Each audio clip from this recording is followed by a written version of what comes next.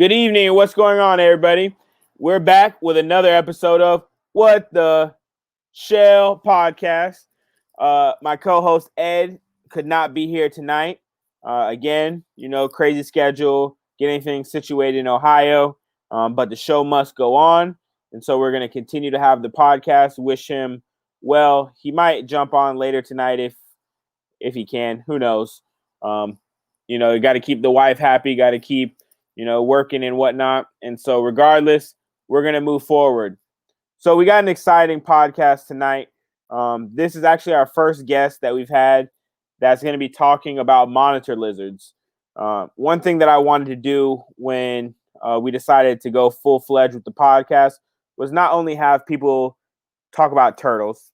As much as I love turtles, there's only so much that you can hear of just turtles before it gets old. We want to be able to give a platform for all reptiles and animals to be able to have a place where we can talk about them, learn about them. And coming from somebody who knows pretty much nothing about monitor lizards, I wanted it to be possible to have a guest to speak on them. So I kind of went on a journey, and it's funny. Our guest tonight, I actually came across him because I was on Camp Kennan's Instagram page. And if I'm not mistaken, he came and visited him, or somehow he ended up on his page. I don't fully recall. And so I reached out and we got him on, and I'm excited. This is the first time that I've actually talked to him in person. We've had some conversations and messages, but without further ado, let's go ahead and add Tyler Lofton, aka Inquisitive Raptors. Tyler, man, how you doing? I'm doing well, Cody. How are you doing, man? Good, man. I'm glad you agreed to be on the podcast, man. Absolutely. Thank you for having me. I'm looking forward to it. You look like you're bundling up. How's the weather where you're at? Well, I live in Kansas, so it's pretty cold. It's probably 38 degrees out right now, and the temperature's dropping. So, yeah, I'm in a nice fleece and just getting ready for winter. I understand, man. My buddy Ed, my co-host, just sent me a picture of his truck getting some snow on top of it, and I said, "No, sir." Yep. Here in Florida, I had to bunker my animals down because we're supposed to have a cold front coming in tonight, and it's supposed to be in the 40s throughout the day tomorrow. And I'm like, "No, That's sir." warm. That's warm for us, That's man. cold for me, man. We get it'll go down to -5 with the wind chill, and it's just piercing with the wind. The 60-mile-an-hour wind here it's nothing. So that combined with the cold, it makes it unbearable almost. So I think I only know two main cities in Kansas, and that'd be Kansas City and Wichita. There you go. Those are the only two you got to worry about. Okay, how far from those are you? So I'm right outside of Wichita. Okay, yep. All right, fair enough. I follow Wichita here and there because of their basketball program. Yeah, and I mean, who doesn't like watching the Kansas City Chiefs football team nowadays? I mean, Mahomes is on a roll. The man is unstoppable. I'm a Tom Brady fan, but what he did to the Bucs last night hurt my feelings, man. Yeah. Well, I'm sorry, man. I think it was the second time he's beat Tom Brady, but we won't talk about that. They said they're 2-2, but both of those two wins are the most recent wins. So, yeah. I mean, they say what you're doing recently is what's important. So there you go. Yep. Speaking of that, man, I want the viewers to kind of get an idea of who you are, and how you got started with reptiles and kind of where you're at now. Yeah, sure. It all started in the early 80s. I was fortunate because of my dad's job to live overseas. So I've lived in 2 African countries, South American countries, kind of lived all over the world as a kid. And my first experience with a lizard, not a monitor lizard, but just a lizard, was in Bamako, Mali. We used to have all sorts of stuff. It's West Africa. And we had a rat trap set out, and I'll never forget, I woke up and there was this big lizard caught in the rat trap. And ever since then, I just had this infatuation with reptiles. Fast forward to early 1990, we were in Zaire, which is now the Democratic Republic of the Congo. Mm-hmm. And I was in school, and my best friend Mudasir came up to me, and he's like, Tyler, there's a guy selling a lizard outside. So we went outside. I had no idea what it was. Turned out to be a probably a yearling Nile Monitor lizard, wild caught. Collected up some lunch money from my buddies and bought this thing, brought it home. Had no idea what it was. I smuggled it on the bus in my backpack, got it home, was showing it off to my sister and my mother, and I got bit. Okay. And again, didn't know what it was, didn't know if it was venomous or not. Started freaking out a little bit. Had to call a neighbor. They knew what it was. Everything was cool. Fast forward. Let me ask this: were they native to that country? I'm not. Yeah. Okay. Yep. Yeah, they're all over. Blackthroats, Niles. And fast forward to the late 90s, I had a couple Savannahs, Blackthroats, and moving on in about the 2004 era, I had a bunch of Croc Monitors, and we can talk more about those. And currently, I've got Blackthroats, Argus Monitors, and Croc Monitors. So Has it monitor always lizard. been monitors since that initial smuggling of a Nile Monitor on your school bus or however you got home? Yeah, it's been monitors ever since. I mean, I love all cold-blooded animals and warm-blooded, but it's the monitors that fascinate me. Just their intelligence, the size. I mean, what kid doesn't like a big dinosaur? And that's the closest thing you can get. So unless you get like a croc, and I mean, yeah, well, yeah, everybody doesn't want something that can literally eat them. True. Yep. So that's how I got into it, and ever since I've just been interested in their cognitive abilities, their energy. I just enjoy watching them, sitting in their enclosure and just seeing what they have to offer, seeing what they do, how they go about their day, how they interact with each other.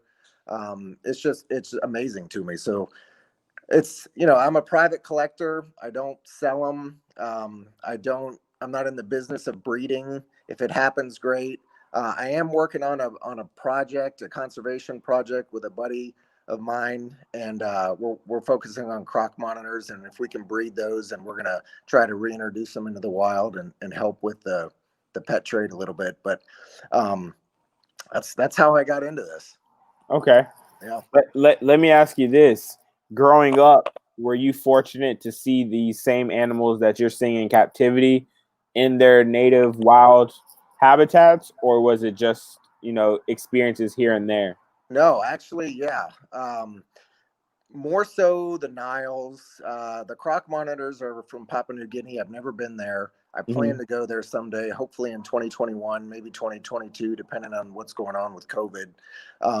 But I was fortunate enough to see the Nile Monitors in Zaire. And the beauty of it was they would roam free, and they were sold for meat. So they were readily available. I, of course, bought them as pets and did not eat them, but the locals did. And I had outdoor enclosures, and it's like Florida. I didn't have to do much. I just, I made a nice enclosure and I left them outside, and the temperature was perfect. The humidity was perfect, and they thrived. Yeah. I'm curious, and this might be jumping in too soon. What are some differences that you've noticed between, the African species of monitors versus, the Asian species? Sure. Well, your African species, so you have your Savannah monitors, your white throat monitors, your black throat monitors. They're all considered rock monitors. Okay. And they're typically bigger in terms of their mass. So my big male black throat monitor, Shrek, he's about 77, 78 inches long. He's missing a bit of his tail, so I'd put him at maybe 79 inches. Weighs just under 50 pounds.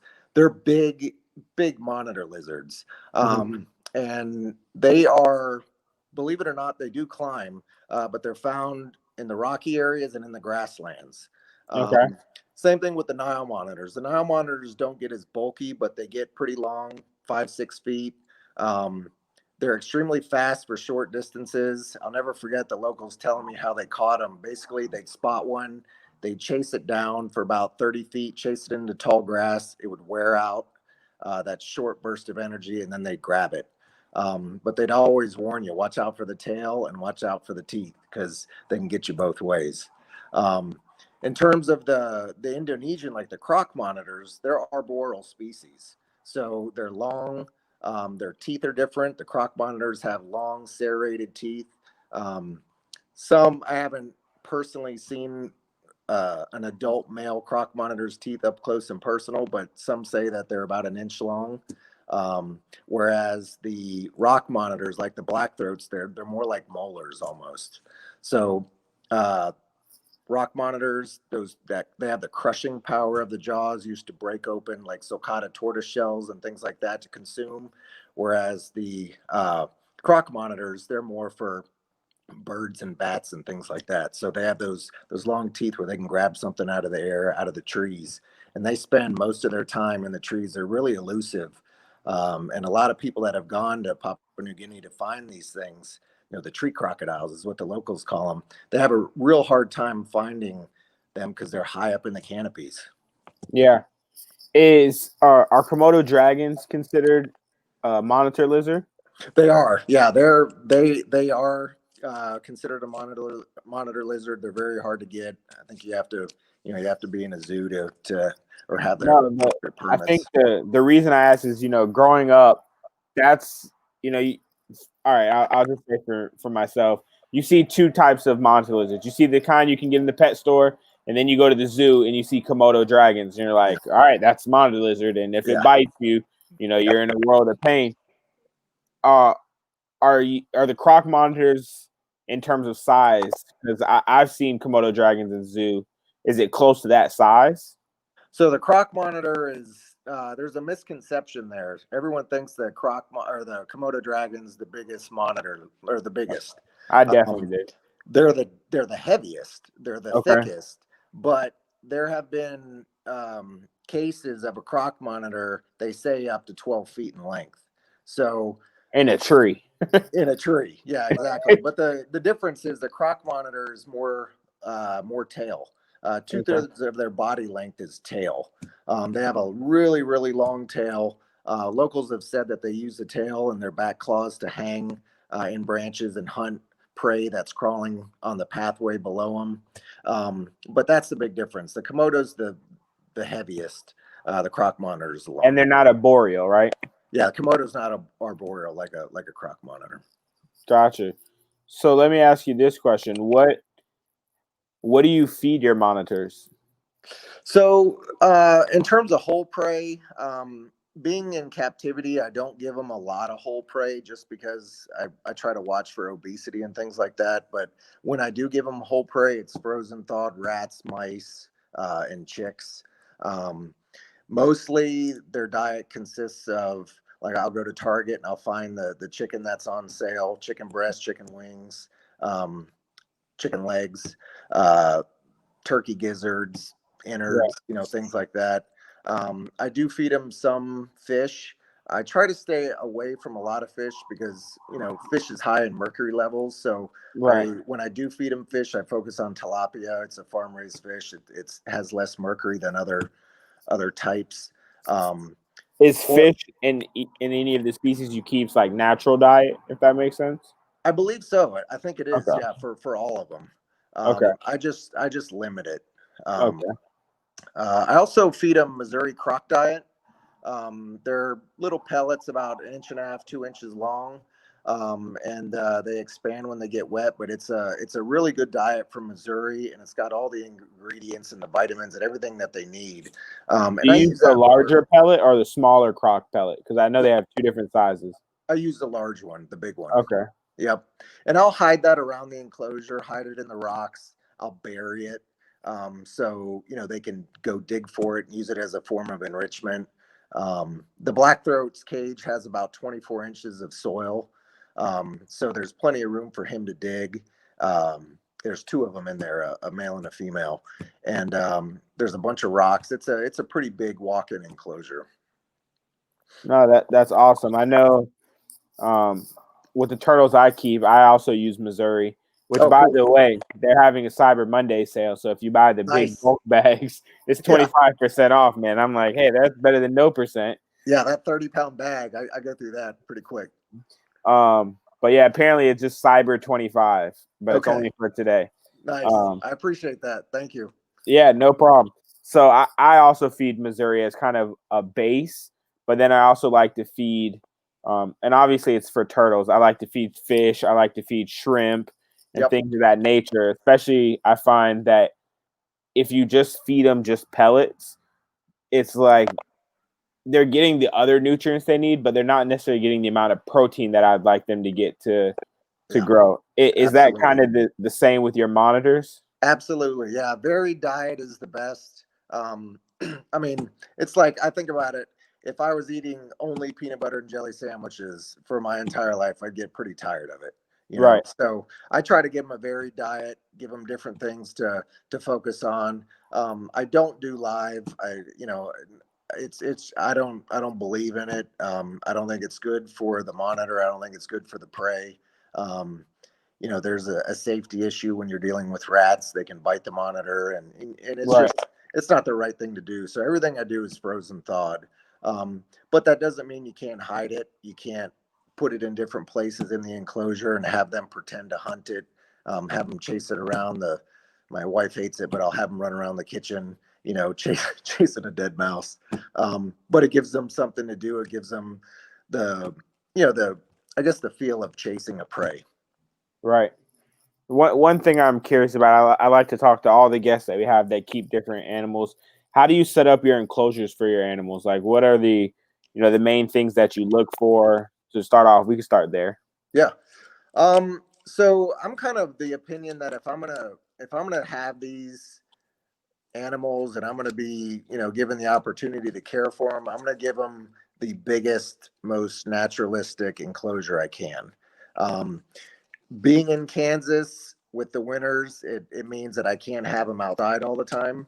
Um, and I live in a neighborhood and I'm cognizant of the liability of little kids coming and sticking their fingers in. So they don't stay outside a lot. But my indoor enclosure for the black throat is about 17 feet or 16 feet long and 12 feet wide. It's got 24 inches of dirt. And this is indoor. It's indoor, yeah. Is it I've like a got a. basement? It's in the basement. It's Okay. an unfinished room.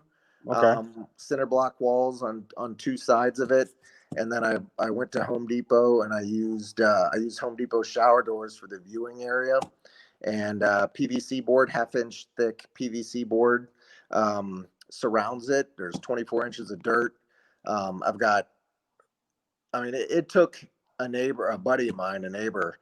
I mean, it took us hours with 5-gallon buckets full of dirt. I got 2 tons of dirt delivered. I think it was 2 tons out in the driveway, and it was just trip after trip through the kitchen downstairs to dump all this dirt in this room.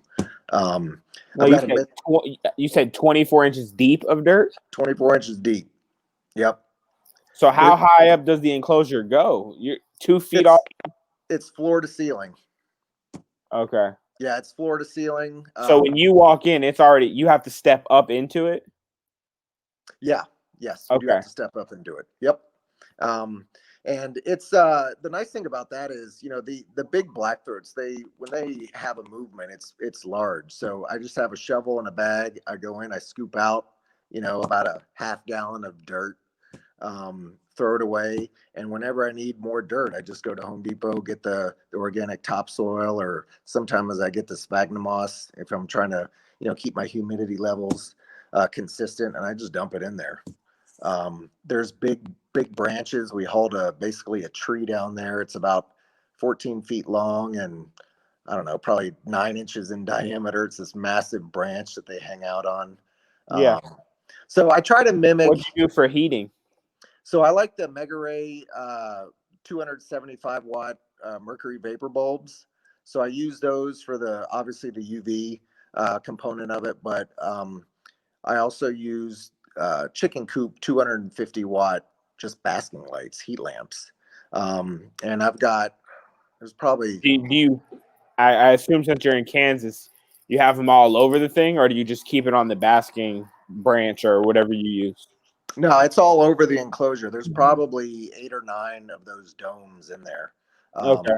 And some are high up, just for the light and heat aspect, but the mercury vapor, the UVB ones are about 16 to 18 inches from the ground, and they hang, and they go under there after they eat to metabolize their food. The ambient temperature in there is about 90 degrees. It's hot. Okay. Yeah. And then the hot spots vary from probably 105 to 135. Okay. So there's various hot spots, various areas for them to move around. And this was black throats, you said? This was the black throats. Yep. What's the, like size of your black throats or typical black throats? Shrek, my big male, he's a big one. But males get anywhere between 5 to 7 feet. And how old is he? Sorry? How old is Shrek? Shrek's about 6 years old. Okay. And then Fiona, the female, she's about 5 feet. Okay. And she's 7 years old. So they get fairly big. I mean, they're full grown at this point. Yeah. The main thing with Shrek is he's a garbage disposal. He'll eat anything. So, trying to watch his weight and keep him active is the big challenge with him. Okay. And my kids love to feed him too. So I've got a cipher lock on the door to get into the room. And then I've got locks on the cage because they'll throw him stuff, and they're just getting them kind of chunky. Are those the only two monitors you keep, or do you have other stuff too?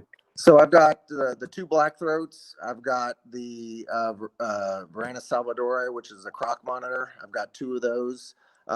One is here now, and one is in California. We're working on a breeding program with my buddy I was telling you about. Okay. And then I've also got an Argus monitor. Okay. And I forgot. And I've actually got three black throats. We got a baby in last week. So. Okay.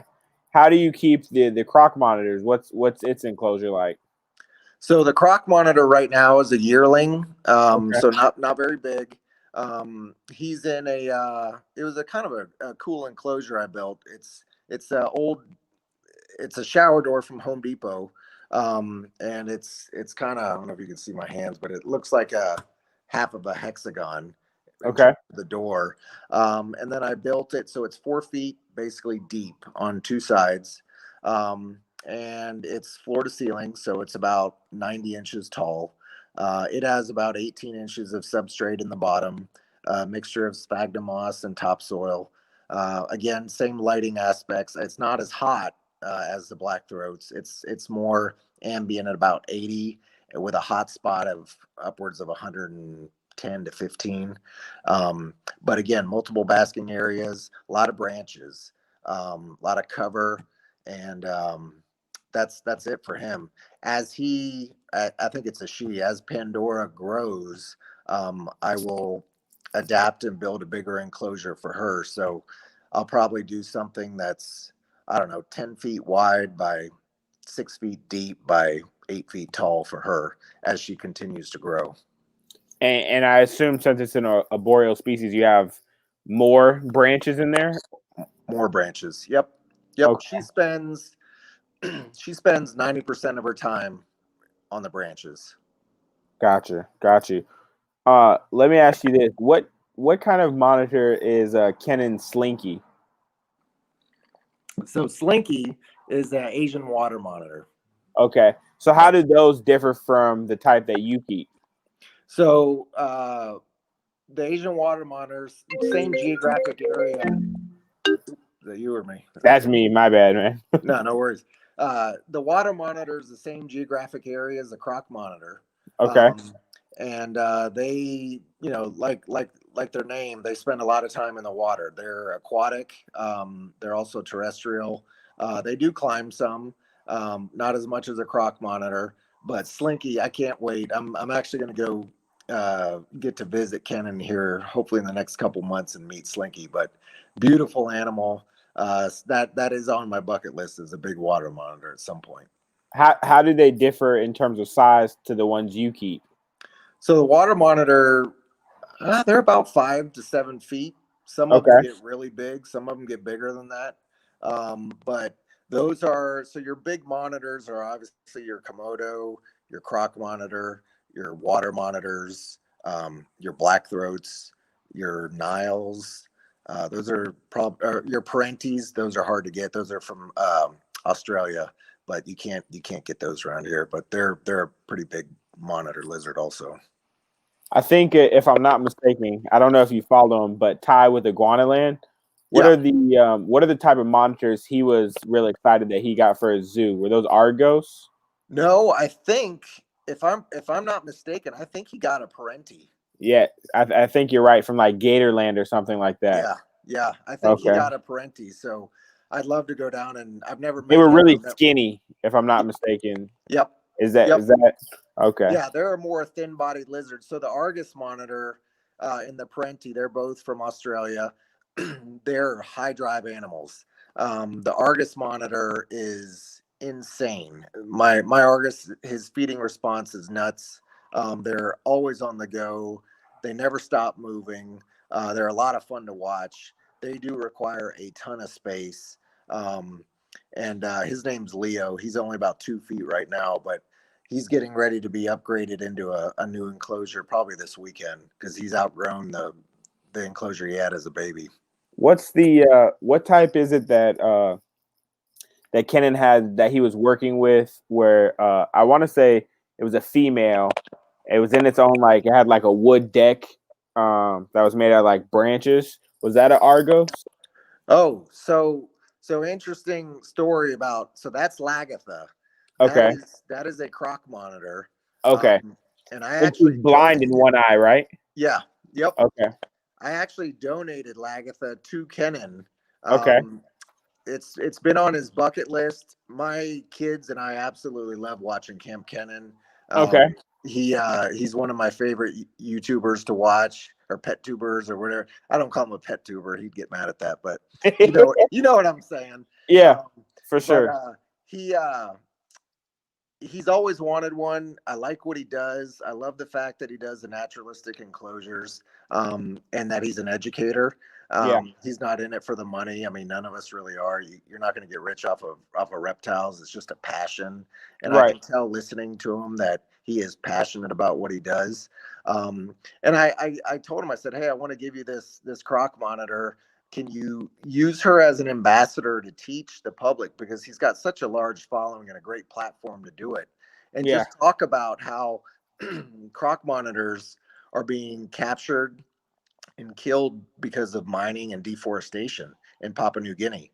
And there needs to be a real conservation effort there, but that's why I felt it was the right move to donate to Lagatha to Kenan, and I'm super happy with what he's done with her, and I can't wait to go visit her, if I get down there in the next couple months.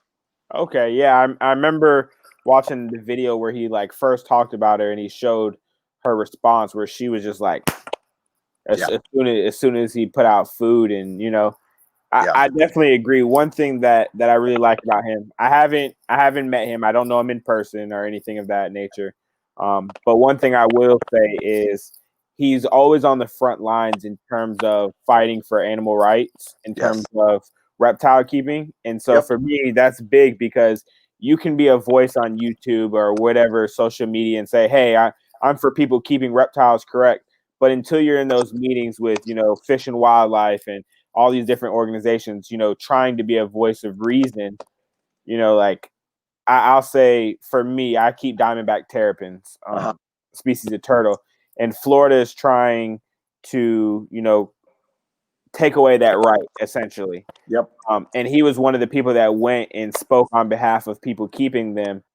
And so like that really, opened my eyes on a different level to, hey, it's bigger than YouTube. Like when he says it's about education, he's serious. It is about education. Absolutely. Yeah, he means it.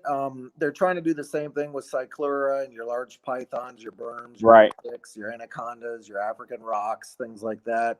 You hit the nail on the head. He is not in it just for the likes. He's in it for the conservation, the education. I mean, the fact of the matter is we need to educate the young kids growing up, the kids that look up to us, and tell them about these animals, because if we keep doing stuff that we're doing to our planet, they're not gonna, the generations after us and them aren't gonna have anything to look at. So we need people to be passionate about this. I'm a private keeper. I do the best I can. I try to educate kids and help people as I can. But people like Kenan and some of those other guys out there that are really, the tip of the spear in terms of this fight, they're doing a fantastic job. Yeah, definitely. I'm a fourth grade teacher, and because of the whole coronavirus and how we're doing school, I don't really get a break in the morning. So as soon as the kids get to school, they can't have breakfast or anything in the cafeteria. They have to come straight to their classroom. Yeah. And so in the morning when I'm, getting things prepared, I play different YouTube videos, and my kids have gotten to a point where they request two people. They request Kenan's videos and they request Coyote Peterson's videos. Yeah. And so like I'm not upset because both of their videos, both individuals are giving great content, especially for kids, because it's one thing to, make YouTube videos that adults understand, but if the kids aren't also understanding it and they don't know what you're talking about, or they can't see it on a deeper level, or you can't grab their attention, Yep. it's all for nothing. Absolutely. I am interested. Can you tell me about Savannah monitors? Because I think that's the type of monitor that I most typically see when I go to my local reptile store, if I'm not mistaken. Is Yep. that is that Yeah. a traditional pet monitor for people? It is. It's one of those that's most readily available in the pet trade at, like your big box stores and things like that. Savannah monitors are, again, Africa, considered a rock monitor. They don't get nearly as large as your white throats or your black throats. I've had a couple Savannahs. It's been a long time. They're easier to keep in terms of their size. They don't need as much space Okay. as some of your other rock monitors. But they are carnivores or insectivores also. They feed primarily on insects. But truthfully, I'm not as knowledgeable in terms of savannas as I maybe should be. I don't have one right now. I'm not caring for one, so I'm a little down on my savanna knowledge. No, it's perfectly fine. It sounds like from some of the things you said, for somebody that might want to get interested in monitors, Savannah might be the easiest way to really build that passion and get into that passion than jumping into a black throat that's going to go to 5 feet, or Yeah. Yeah, those I things. would, I would, I would caution if someone's getting into monitor lizards, I would even point them towards an Aki. Okay, They're a I've much definitely seen smaller, those. yeah, much smaller. You don't need the space requirements.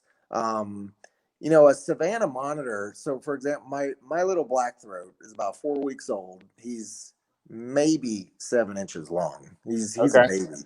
I actually just posted a cool video comparison with the baby and Shrek, my big one, just to show people that this is what you get, this cute little thing, and then that's what it turns into, in 3 years. But that little 7-inch monitor bit my son the other day because we're socializing it and playing with it and stuff and getting hands on with it just to get him used to us. And it drew blood at 7 inches long. uh huh, The bite pressure on these rock monitors is immense. I mean, they're meant for crushing tortoise shells. yeah, So I definitely, for a first time monitor keeper, even though they sell the Savannahs, and another common monitor lizard that they sell in the pet trade is the Nile Monitor. yeah, And that's a mistake. Nile monitors get big, they have a nasty temperament for the most part, and they require an enclosure that is that of an advanced keeper. If you're going to do it right, it has to have the appropriate amount of land and water because they like to swim. They have a keeled tail. I mean, they enjoy swimming. yeah, So just like a water monitor, Kenan's doing it right, and I can't wait to see the Aquascape update that he does for Slinky. But you got to have a big water source for these things. So, the pet trade, they're pushing these savannas, they're pushing the Niles, and the problem is the people at these big box stores or local pet shops, they don't educate the buyer in terms of what they're getting. no, The requirements for feeding, the requirements for enclosures, the requirements for lighting, heating, all this stuff. So it's kind of sad to see. And what happens is you get people that stupidly let them go when they can't handle them anymore. or the animal suffers and they die, or they're, they get MBD, the metabolic bone disease, because they're not given enough calcium in their diets, and they get rehomed or they get taken to a vet and eventually die. So I hate to see that. I had a kid the other day, actually. They follow me here. They saw me on the Camp Cannon video. They're local in Wichita. They DM me privately, and we've talked, and they've asked, what should we get? We want to go get this Nile Monitor. And I steered them away from it. Actually steered them towards a bearded dragon, because an 8-year-old kid doesn't need a Nile Monitor. Right. No, it's a common trend, I think, in with all reptile species that has happened over the years. I mean, for me as a turtle guy, it was you go to the pet store, you get a little red ear slider, Yep. Starts off this big, and then it turns into a dinner plate sized turtle in 3 years, and you're like, well, Yeah. I bought a 10-gallon tank. Like, all right, let me go let it loose in my pond, and now you have the problems with those. And I mean, essentially the same thing happened with boas. They happen with pythons. Hey, let me go get this nice Burmese python. Let me get this nice red-tailed boa. And I mean, like you said, if you're in a place like Florida, they're like, oh, I'll just let it go. It'll be fine. In Kansas, obviously, you have hard freezes and things of that'll knock some of that out. Right. But I mean, no, I definitely see what you're saying. It's tough. And there's a lot of, I'm new to the Instagram thing. I started it because my wife and my kids were like, Dad, you should do this. It'd be kind of cool to. I mean, it's great. It's a great page, man. I love watching it. Yeah, no, I appreciate it. It's fun, and the thing I get the most enjoyment out of is when someone DMs and asks a question, and I'm able to establish a relationship with that person and help them in any way. That's kind of the highlight for me, and just sharing the reptiles and sharing a little bit of the knowledge. There are a lot of reptile keepers out there that are very possessive of their information, and I'm more of, dudes, let's just share. Let's get everyone on the same page and help each other out. I'm a private collector. I've been, interested in reptiles since the early 80s, but I don't know everything. I can learn from every single reptile person out there. Everyone has something to offer. And, whether it's in terms of innovative ideas for husbandry or socialization or enrichment ideas, whatever it may be. I just wish that the reptile community as a whole would understand that we're one big family. We're all in it for the right reasons. Help each other out. Stop the little animosity, the fights and stuff. It drives me nuts. Yeah, there's definitely some separation I've seen. There's I only keep turtles, I only keep snakes, I only keep monitors, I only keep crocs. Like at the end of the day, and this is just my opinion, being in a state like Florida, once they start taking away, the snakes and then the crocs and then this and the venomous, like it's gonna go down a chain to eventually they don't want you to keep anything unless you're, a zoo or a wildlife sanctuary, something of that nature. And I noticed that, and there's also people that keep variety, they like all different species.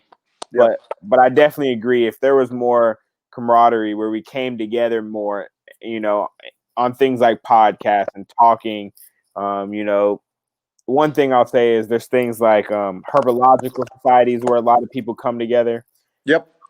One thing that I would also say is I also saw for a while there's a divide between the scientific community and, just the hobbyist community. And, we got to bridge that together, because essentially we're at a point in time where one needs the other. Yeah. And it kind of leads me to my next question. I was curious, how do you socialize your animal? It's a lot of time. It's a lot of patience. Depending on the animal, it's a lot of blood. Basically what I like to do is, so I told you we're a pet family. I've got 3 dogs. I've got a pot-bellied pig. We've got a Cuban rock iguana, my monitors. I've got a fish tank to my right here. Sounds like you need a turtle, man. Well, you know what? I don't know if you can see it, but I got a 120-gallon tank right there. I could put something nice in. You can, man. But maybe a terrapin, who knows? There you go.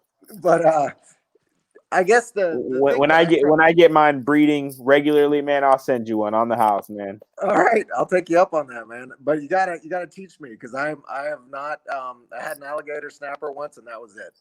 So Oh man, there's a lot of differences, obviously, yeah, but I'd probably say I've kept a lot of different species of turtles. Probably my favorite in terms of personality, man. This might sound dumb, but you know, you're a reptile person. I'd say it's the closest to having the dog version of a turtle. very cool. Does that make sense? Yeah, yep, it So like does. I've kept different turtle species, and obviously some are just begging, but these guys will literally come up to the tank, and even when I drop the food in, if I'm there, they don't care about the food. They just want like it makes you feel like they just want you. You know what Yeah, I'm saying?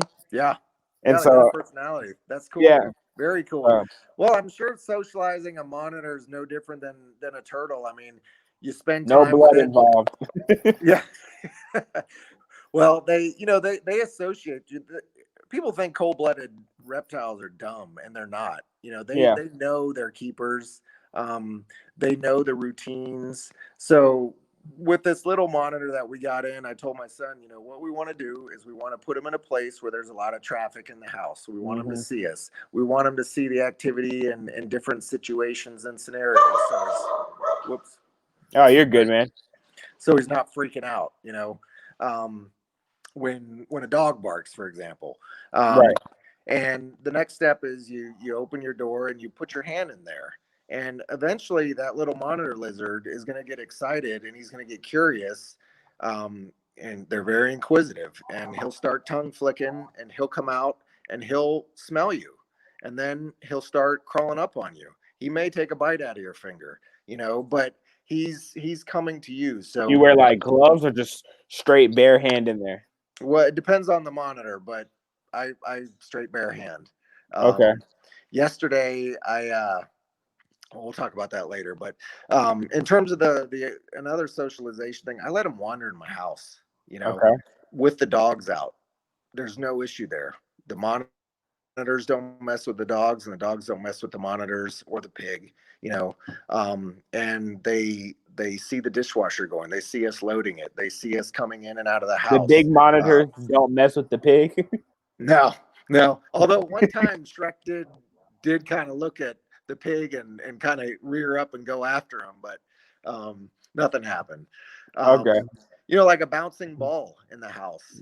My Yeah. kids will come in with a soccer ball and just things like that. A lot of holding. I carry them around. I take them outside. I put a harness on them. Take them for a walk. Um, I bet the neighbors love that. yeah, they think I'm nuts, but whatever. The kids like it. Yeah. Um, the Croc Monitor is a little different just because of the risk involved. The black throats, I feel like you can read them a little bit better than the Croc Monitors. Each monitor has their tells, if you will. They'll telegraph um, their behavior and their mood. So, for example, like a Croc Monitor, if you see a coiled tail, that is a sign that the thing is stressed out and not happy. If you see the Croc Monitor doing excessive gulping with the throat and hissing, obviously not a good thing. If the Croc Monitor is flashing, his teeth or his mouth, it's obviously not a good situation. So you can kind of read their body language of all these lizards. The thing about the Croc Monitor is they're so reactive.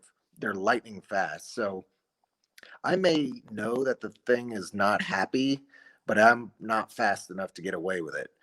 If Right. I'm trying to do something in the enclosure. Whereas uh, the Rock Monitor, they're big, they're slower. I can easily, sorry, my dog's coming over here. I can Oh, you're good, man. easily, I can easily understand what they're going to do and kind of telegraph their movements. A Croc Monitor, if you're holding it, can easily come around on you, whereas a Rock Monitor, like my big black throat, he's so big he can't come around and get me. Yeah. So the socialization is different based on the animal and the type, but it's a lot of patience, it's a lot of time, a lot of variety, and that's just how I do it. A lot of people have their different ways, and no way is the right way. I love talking to people. I belong to a group, and it's mostly monitors, but some of the guys have snakes and turtles and things like that. But the beauty of Instagram is we have this group, and we've got guys from Canada, the UK. They're all over the place. Yeah. So we share information, we share studies that we're doing, we share experiences, and we're able to learn from each other, which is fantastic. No, that's awesome. What do you do for enrichment for them? So for enrichment, again, it varies on the species, but the Croc Monitor, I'll hide prey in the branches and make it so it's not entirely visible, that that he's got to use his sense of smell to find it and locate it. Do you do the hiding while the animal's there or while they're roaming your house? No, either way. Okay. The Croc Monitor does not roam the house just because of his temperament is not good. Okay. I'm working with that And one. the teeth. And the teeth, yeah. So that one, I've probably held that monitor 3 times. But again, it's a slow process, and it's one step forward, 5 steps back if you lose their trust. Right. So I try to end every interaction, whether it's a 10-second interaction or a 20-minute interaction. I try to end it on a positive note. So whether it's putting the animal away, I want that animal to crawl off my arm, no hissing, no tail whipping, and just crawl off at their own will and be cool. Um, Kevin at Nerd, I've never met Kevin, but he's like a monitor whisperer. A lot of the techniques and things that I use on mine, I've learned from him. You want to look for tongue flicks. The tongue tells you a lot. If it's a short flick and it's just barely out of the mouth, that's not a good sign. You want those long flicks where they're smelling. You can tell their mind's working. So, in terms of the enrichment, it's a lot of hunting and bearing food for them, taking them outside, letting them crawl, showing them different scenarios, exposing them to different things. Do they just use water bowls or do you have like little kiddie pools or how do you do water for them? So I bought, I think they're horse bowls. I got them at the local Tractor Supply. They're really thick, rubber Stock bowls. tanks. Yeah, they're massive. I don't know, they're probably 18 inches, in diameter or across. And I fill it up with water. I do use the dechlorinator on all water, whether it's misting or whether it's in their water bowl, or when I put them in the bathtub to soak, I put the dechlorinator in there. But I also got a fish bubbler. So each water bowl has a little bubbler in it. And what I've found is that you can lead a horse to water, but you can't make them drink. Well, some of these monitors don't know where the water bowl is, but the sound of the bubbler in the water bowl has attracted all my monitors to it. So it's helped greatly in terms of keeping them hydrated. I use a bubbler in my box turtles enclosure, Yep. and I'll agree. I don't know if they can smell the water or how they're getting to it, but hey, Yeah. the bubbler works in some ways because Yeah. it finds its way to it. So Yeah, no, absolutely. no, that's awesome. One thing I'm curious about is what do you notice in terms of like how you've gotten your family kind of, I don't want to say bought in because I don't want it to sound like you had to buy them in, but how did you get your family kind of involved with your passion of monitor? Well, I married the right woman. She's an Okay. animal lover. We have a grooming business, a pet grooming business. Okay. So the love for animals is already there. Um, she loves reptiles too, so she was on board. She has a Cuban rock iguana, um, and our Aldabra tortoise. Um, You have an and Aldabra tortoise? yeah, we've got a little Aldabra tortoise. Yeah, Man, you awesome. didn't tell me that, man. Well, I forgot about him actually. We His could name, have been talking about this Aldabra, man. Yeah, his name is Earth Roamer. He's only about 6.5 inches. I got him when he was 4 inches. So he they grow unbelievably fast. I haven't even had him a year, and he's grown he's gained about 800 grams and grown about 2.5 inches. It's crazy. So I have a buddy up in Connecticut that has 2 Aldabra tortoises, and he knows ultimately Connecticut's not an ideal location for them. But he was surprised as well on how fast they grew. He was just like, I thought I'd have them a little longer than I'm actually gonna be able to keep them. Yeah. So Yeah, they're cool. They're really cool. But in terms of the family, they all love it. I mean, they see my passion. I include them in as much as I can, within reason, when it's safe. They don't do anything with the Croc monitors. But the black throats, my son will come in, both of them. I've got a 12-year-old and a 5-year-old. They okay, can come in, they can get in the enclosure with me. They can pet Shrek and Fiona. They help me rearrange the enclosure. I think I learned something from my 12-year-old son. He had a ball python, and every week he would change the enclosure in this ball python for that this sounds ball like me and python. my turtles, man. Yeah. But go And ahead. I asked him, I was like, Barrett, what are you doing? He goes, well, I'm changing it up. Would you want to live in the same place and not have new hideouts and, new water to explore and branches to climb on? And I thought it was a genius idea. So I've started doing that with my monitors, my big ones. And we'll go in there and we'll change the enclosure up. We'll change where the burrow is. We'll move the big logs around and add things here, add things there. Um, Again, it goes back to the fact that they're not dumb. And if I have to keep them, if I have to keep them in an enclosure, I want it to be the best I can possibly give them. Change it up, give them different opportunities and things to see and play around with and smell. So No, I do the same thing. And at first, I was beating myself up because I'm like, man, I don't know if this is my ADHD, and I'm like, I just got yeah, to keep changing it up. But then I kind of realized the same thing. I was like, the more you change it up, you give them different options, and like you said, they get to explore different things, and you're providing enrichment because now they're like, wow. For example, I didn't have this tree branch in here before. Let me see how it feels to bask here versus yep, over there and things of that nature. So I mean, it's smart, and like you said, man, kids provide a lot of information we don't think about. A lot yeah, of information. yeah. I just thought it was really cool that I learned from him, and I try to include them and teach them. And like I said earlier, I'm not an expert. I don't know everything. I learned from a 12-year-old. I learned from a 45-year-old. I learned from anybody who's willing to offer. Um, so, the buy-in was really easy with my family, which is cool. No, that's awesome. I am going to go back to that Aldabra now. Yeah. All right. How do you have your Aldabra set up, man? So winter time right now. So he's inside.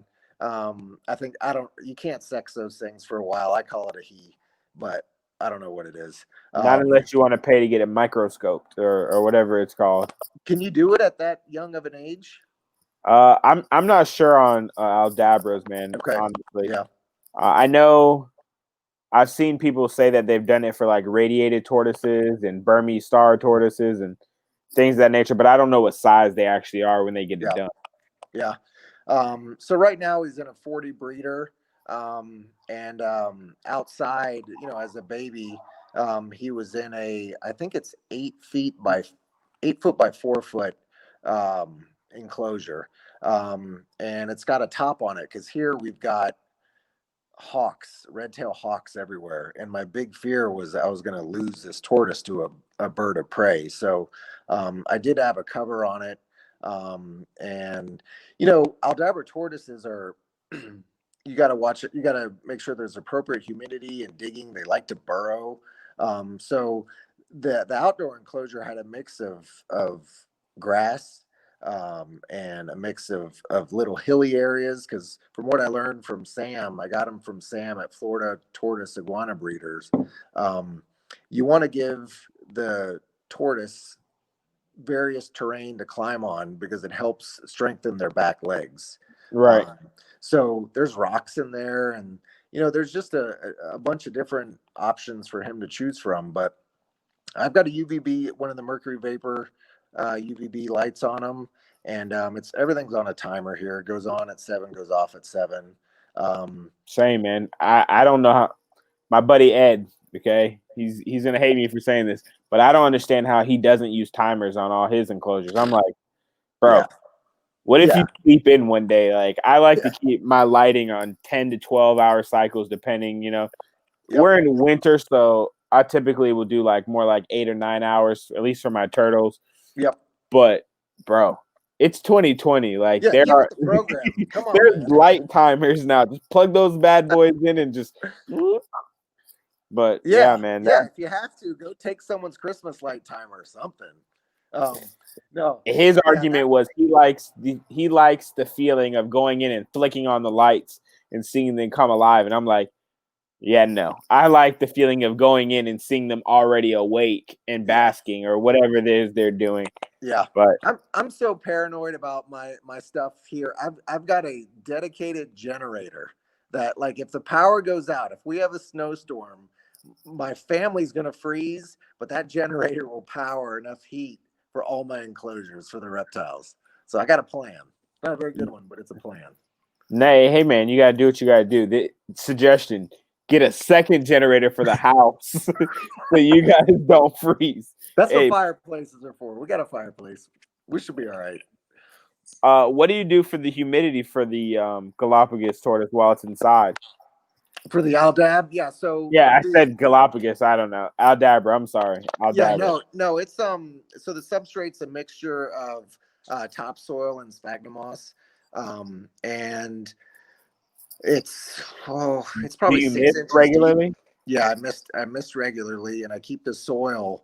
It's not dry, it's not wet, but I keep it to where I think it should be. And I got a hydrometer in there, but that's all I do. There's If I think he's getting dried out, I'll put in a wet hide. Like, I'll get a cardboard box and I'll soak it, and so he can go in there. The craziest thing, Sam told me that for exercise, fill up your bathtub and let the tortoise swim. And I couldn't believe it until I grabbed the Aldabra, I filled up the bathtub, and I put him in there. And I don't know if it's the gas within them or what, but they float. And this tortoise is swimming around like he's a turtle. Yeah. He doesn't submerge, but it was the coolest thing I'd seen in a while in terms of this Aldabra tortoise. So, yeah, that's A basically all lot I of do. people don't realize they can swim, but that doesn't mean that's how they need to live. Right. And so I even saw that on some of Kennan's videos where you'll see like his redfoot tortoise, swimming or something like that. I keep box turtles, and they're pretty terrestrial. Uh-huh. I actually came to find that my box turtles were more aquatic than I thought. I'll go in there, and about 75% of the time, my box turtles are completely submerged, swimming in their enclosure versus being Really? being on land, man. And it's the craziest thing because my initial fear was like, man, I hope they don't drown. But Yeah. Yeah. and these guys are fully submerging themselves in the water, like just Crazy. head popping out. And I'm like, Yeah, no, that's wild. I had no idea. Again, you learn something new every time you talk to somebody, which is cool. yeah, man. So we're coming towards the end of our podcast, Okay. and what I like to do at the end is provide a platform where you, the guest, can go ahead and tell people how they can follow you, any cool projects you're working on, how you prefer people to get in contact if they have any questions, uh, Yeah. things of that Yes. nature. So this is your Sure. time, No. man. Yeah. Well, first of all, thank you very much for your time and for having me on. This has been awesome. I look Yeah, forward man, to for sure. developing a friendship with you. And I've my Instagram page is Inquisitive Raptors. I gotta Um, ask, how'd you come up with that name? What was the motivation while we're on the topic? Well, the monitor lizards are very inquisitive. They've got a Okay. brain. I enjoy their cognitive abilities and watching them. So that's how inquisitive came about. And then raptors, just because, like a velociraptor, they got the teeth, they got the claws, they look like a dinosaur. So I thought Inquisitive Raptors was the way to go. Nah, So, sounds cool, man. I'm with it. But yeah. go ahead. And again, I'm a private keeper, but my son was like, you need a name. You got to have an Instagram name, and it sounds You better have than to. Tyler. So, Tyler so Lofton, big monitor lizards. yeah, exactly. But yeah, if anyone of your listeners or whoever has a question, just send me a DM. I mean, I'm no better than anyone out there. I will answer. I will give whatever advice I can and help you in whatever way I can. So yeah, please shoot me a message and we'll go from there. Sounds good, man. Is Instagram the preferred method of contact for you? Yeah, that's the only thing I use is Instagram. All right, sounds good, man. I appreciate you for being on. I've definitely learned a lot. I was definitely not very knowledgeable on monitor lizards at all, and so I appreciate it. Fun fact: I'm actually afraid of snakes, All right. and I'm not afraid of lizards. I've had bearded dragons. I've had leopard geckos. I had an iguana at one point. I had some Uromastic lizards. All of these are small lizards. Okay. Yep. But my wife is terrified of lizards. So I know there's no chance I'll ever get a monitor lizard. Well, never say never. Just I'll put it this way. When I got with my wife and we were dating, I had to stop her from spraying bleach on the little night geckos that hide by the door. She was that terrified of them. And I was like, first off, this can't happen. You're not about to spray bleach on a lizard that's trying to help you. Okay. Right. Yeah, exactly. What would you rather have, spider or lizards? Which Yeah. one? So she doesn't do that anymore. And that was some years ago. But I was like, and frogs. She's super terrified of frogs. So, well, man, hopefully you and I can continue talking and you can teach me more about turtles and tortoises because again, I'm not that guy and I can help you with monitor lizards and we'll go from there. Yeah, we got to stay in contact when you come to Florida. I am about 4 or 5 hours north of Kennon. So I'm in North Florida. I'm closer to like the Georgia state line. Actually. Okay. But yeah, man, if you come near, we'll link up. I don't know your beverage of choice, but I'm over 21, so you know what I'm drinking. All right. That sounds good. All right, man. I actually was gonna have a beer during this, and my son's like, "You can't do that." It's like, all right. You know, I don't know the age group of my listeners, so I haven't directly mentioned. And I've also thought, like, what if one of my students watches this? Yeah. Who knows? But I'm an adult, and I'm gonna drink an adult beverage if we ever link up, man. That's right. Sounds good. Well, Cody, thank you very much. It's been a blast. I appreciate it, and stay safe out there. No problem. You too. You stay safe as well. Guys, we appreciate you for watching. This has been another great episode. We will see you guys next week with What the Shell podcast. You guys have a good evening. See ya.